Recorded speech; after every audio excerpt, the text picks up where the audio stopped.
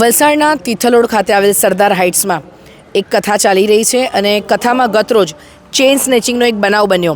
થોડા દિવસે ચેઇન સ્નેચિંગનો બનાવ ધાર્મિક પ્રસંગમાં બન્યો. જેમની સાથે આ બનાવ બન્યો છે એમની સાથે વાત કરીશું. શું નામ છે માસી તમારું? શાંતાબેન.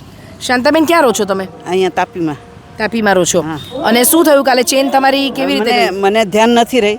હવે અહીંયાથી કંઈ તૂટી હશે ખબર નહીં, પણ મારે અહીંયા પડી હાથમાં પડીને મેં લીધી ને પછી અહીંયા મૂકી દીધી અને મૂકીને પાછી પ્રસાદ લેવા હું ઊભી રહી ગઈ. હવે એમાંથી ક્યારે કાઢી લીધી ખબર નહીં મને. તમને ખબર નથી પડી? હા ના, અને એ કોણ હતો વ્યક્તિ એ બી મને નહીં ખબર. ખાલી સફેદ જેવું કાંઈક દેખાણું એમ કે એનો ડ્રેસ એવું લાગે છે મને. ઓકે. મેં બરોબર એનું મોઢું બી નથી જોયું ને એનો ડ્રેસ બી બરોબર નથી જોયો. રોજ આવો છો તમે કથા? હા, રોજ આવી છે, પણ રોજ હું તો અહીંયા જ બેસું, પણ પ્રસાદ લેવા આ બાજુ આમથી આવી હતી, હું આમ લેવા જતી. અચ્છા, આરતી પછી પ્રસાદ લેવા ગયા ત્યારે આ બન્યું છે? હા, ત્યારે. બરાબર. શું નામ છે તમારું અને શું બનાવ બન્યો? મારું નામ ભારતી શાહ છે. હું એમની વહુ છું. કાલે 6:45 વાગ્યાની આસપાસ એમના પ્રસાદી લેવા ગયા ને પછી ઘરે ગયા ને 7 વાગે એટલે તરત જ મને ફોન આવી ગયો, ભારતી મારું આવી રીતના ચેઇન તૂટી ગયું હતું, મેં પર્સમાં રાખ્યું પણ પર્સમાંથી મને હવે મળતું નથી.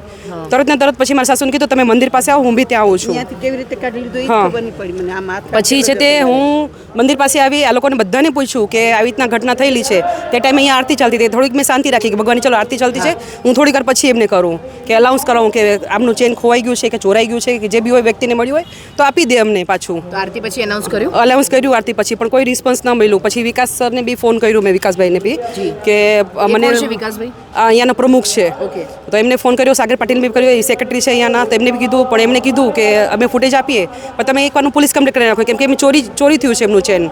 એટલે અમે પછી એમને કીધું તો એમને બી થોડુંક હજી રિસ્પોન્સ નહીં આપ્યું. પછી અમને જરાક આમને આયોજકને કીધું તો કે એ અમારું જવાબદારી નથી, તમારા કેમેરા જે વિકાસ સર ને જે બી છે એમનો જવાબદારી છે. કેમેરા આયોજકોએ જે કથા કરી છે કોઈ સીસીટીવી કેમેરા નથી રાખ્યા? નહીં, કે કોઈ એંગલમાં સીસીટીવી નથી. અમે 10 વાગે રાતના પાછા અહીંયા મંદિરમાં બી જોવા આવ્યા હતા કે કેમેરા હોય, પણ ત્યાં બી કેમેરા નહોતા. ફક્ત એક જ કેમેરો છે સામે અને બીજો કેમેરો છે એ પડદાથી ઢંકાઈ ગયેલો છે. એક વાત્રકમાં કેમેરો છે એ બી પડદાથી ઢંકાઈ ગયેલો છે. એટલે કોઈ એંગલથી કેમેરા છે નહીં કે અમે એને પકડી શકીએ. છતાં બી સીસીટીવી ફૂટેજ લીધું છે, એમાં અમે જોઈએ છીએ હજી. પ્લસ પછી નથી એ લોકોએ કોઈ કેમેરા એક બી મુકાયો કે એક્સ્ટ્રા કેમેરા મુકાવી કે ચારે બાજુથી એંગલ આવે તો આપણે પકડી શકીએ વ્યક્તિને. પ્લસ નથી ફાયર સેફટી કે કોઈ વ્યક્તિ અહીંયા કાંઈ બી થયું, આગ બાગ લાગી બાય ચાન્સ, તો એજેડ બધી એ વ્યક્તિ છે ક્યાં ભાગવા જશે? ભાગશે તો કચરાઈ નહીં જશે એકબીજા? તેમને એ સેફટી લેવી જોઈએ ને કથા કરવા પહેલાં એ લોકોએ બધું સેફટી રાખવું જોઈએ, પછી કથાનું આયોજન કરવું જોઈએ. અને પ્લસ બહારની વ્યક્તિ આવેલી છે બધી કથામાં, બહારથી લોકો આવે છે? હા, બહારથી બહુ જ પબ્લિક આવે છે કથામાં. કે હવે આ સેફટી કોની? કાલ ઉઠીને કાંઈ અમારા ઘરમાં કાંઈ થયું, આજ મારા સાસુનું ચેન ગયું છે, કાલ ઉઠીને અમારા ઘરમાં કોઈ આવી ગયું તો એની સેફટી કોણ લેશે? બરાબર. અને સીસીટીવીમાં જે તમને દેખાય છે એ સ્પષ્ટ દેખાય છે ચહેરો કોઈ? હા, ચહેરો થોડોક બ્લર આવે છે રહ્યું, પણ રિસરનું ખબર પડે છે રહ્યું કે એ અહીંયાથી એમના મારા સાસુના ગળામાંથી રિસરનું હાથ કરીને કાઢે છે રહી. એ લઈને મારા સાસુ જેમ વળે છે ને એના પહેલાં એ લોકો બે વ્યક્તિ છે એ વળીને જાય છે. પછી અમે લોકોએ ફૂટેજ પૂરું કાઢ્યું છે અને જોયું છે બધું ફૂટેજ પૂરું.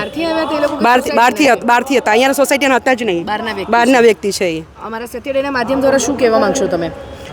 એ જલ્દી પકડાઈ જાય તો બહુ સારું અને અમને અમારું ભરપાઈ મળી જાય તો સારું. નહીં તો પછી અમને જરાક હવે આ સુરતીને સામે થોડુંક કડક થવું પડશે અમારે થોડુંક એમ.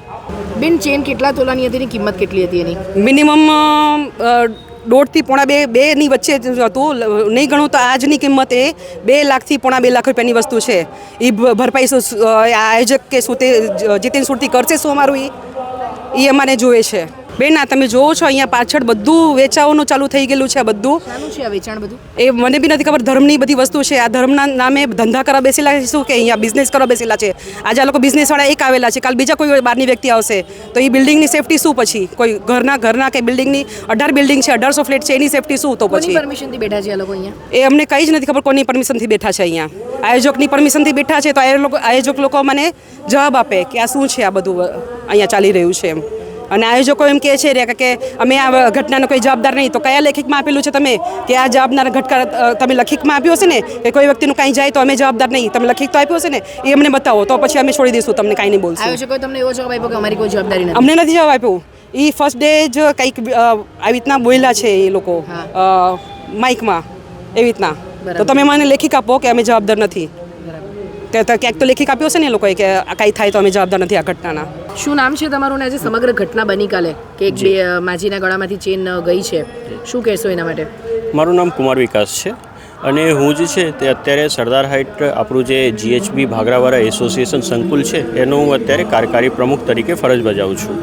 અને ગઈકાલે જે ઘટના ઘટી છે આ બાબત મેં મને ભારતીબેન જે અમારા બાજુમાં અત્યારે ઊભા છે, ભારતીબેનનો મારા ઉપર ફોન આવ્યો કે કુમારભાઈ મારી માજીનું જે છે તે ગળામાંથી ચેન કોઈએ કાઢી લીધું છે ને ચોરી થઈ છે.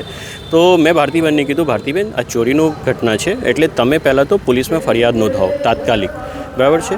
તો ભારતીબેન પોલીસમાં ફરિયાદ નોંધાવી ને પછી પોલીસમાંથી 2 આવ્યા હતા ને એમના જોડે મેં CCTV ફૂટેજ જોવા ગયા.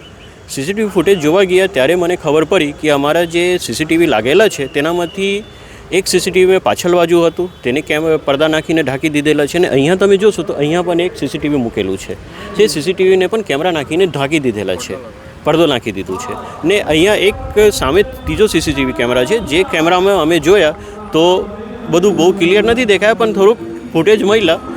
હવે અહીંયા પ્રશ્ન એ છે કે આ જે અત્યારે કાર્યક્રમ ચાલી રહ્યો છે તે કોના પરવાનગીથી ચાલી રહ્યો છે, કોણ કરી રહ્યો છે? આજે છે તે આયોજકો જે કરી રહ્યા છે તે આયોજકો અમારા કોઈ પરમિશનથી નથી કરી રહ્યા, એ પોતાની રીતે કરી રહ્યા છે. એના શું કોના પાસેથી કઈ રીતે કરી રહ્યા તે કંઈ આપણને ખબર નથી.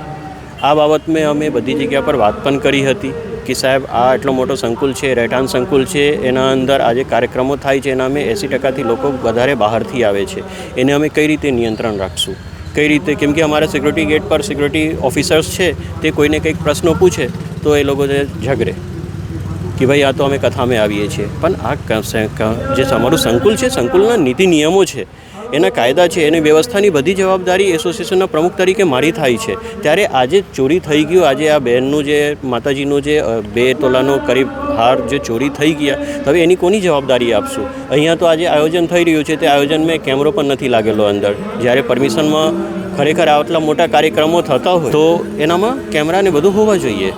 અત્યારે મારા નજરમાં આવ્યા છે કે આજે આખો સમગ્ર કાર્યક્રમ થઈ રહ્યું છે તેના અંદર ફાયર સેફ્ટીના કોઈ બાટલા કે કોઈ સિલિન્ડર મને કશું દેખાઈ નથી રહ્યા. હવે એટલા લોકો અત્યારે અહીંયા 200-250 લોકો બેસેલા છે. કંઈક ના કરે નારાયણ, કંઈક અકસ્માત થાય તો શું થશે તેની મને બહુ ચિંતા થાય છે. ને આ કઈ રીતે આ સમગ્ર હું જોઈ રહ્યો છું અત્યારે કે અહીંયા બુકની સ્ટોલ ને બધું લાગેલું છે. શું આ સંકુલના અંદર આવી રીતે વ્યવસાયિક કાર્યક્રમો કરવું જોઈએ? આ બધાને વિચારવું જોઈએ. હવે એના આગળ તો હું શું કહી શકું? બધાને હવે પોતે વિચારવું થાય કે શું કરવું જોઈએ અને કઈ રીતે ચાલવું જોઈએ. જી, અમારા માધ્યમ દ્વારા કંઈક સંદેશો આપવા માંગશો તમે?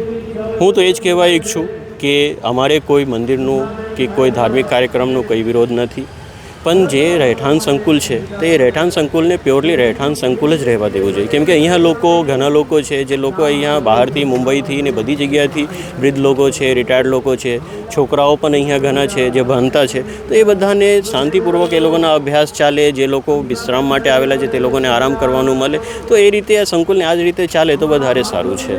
ને એના માટે હું બધાને અપીલ કરીશ કે આ સંકુલને રહેઠાણ સંકુલ જ રહેવા દો, તે જ બધાના હિત માટે સારું છે. ભારતીબેન જોડે વાત કરી કે જેમના સાસુ જોડે જે બનાવ બન્યો, ચોરીની એક જે ઘટના થઈ છે કે ચેન એમના ગળામાંથી પડી ગઈ, CCTVમાં દેખાઈ રહ્યું છે કે કોઈક બેને ગળામાં હાથ નાખ્યો. શું છે સમગ્ર મામલો એ તો હવે જ્યારે ખરી તપાસ થશે ત્યારે જ બહાર આવશે. અને પ્રમુખ સાથે પણ આપણે વાત કરી, કુમાર વિકાસ જે સોસાયટીના કાર્યકારી પ્રમુખ છે, એમણે કીધું કે ધર્મનો કોઈ વિરોધ નથી, પરંતુ આ રીતના જો સંકુલમાં આવા કાર્યક્રમો થતા રહે તો જેને લઈને સોસાયટીના લોકોને પણ ડિસ્ટર્બન્સ થાય છે. ત્યારે હવે આ સમગ્ર મામલો ક્યાં જઈને અટકે છે એ આપણે જોશું. દિશા દેસાઈ, સત્ય ન્યૂઝ, વલસાડ.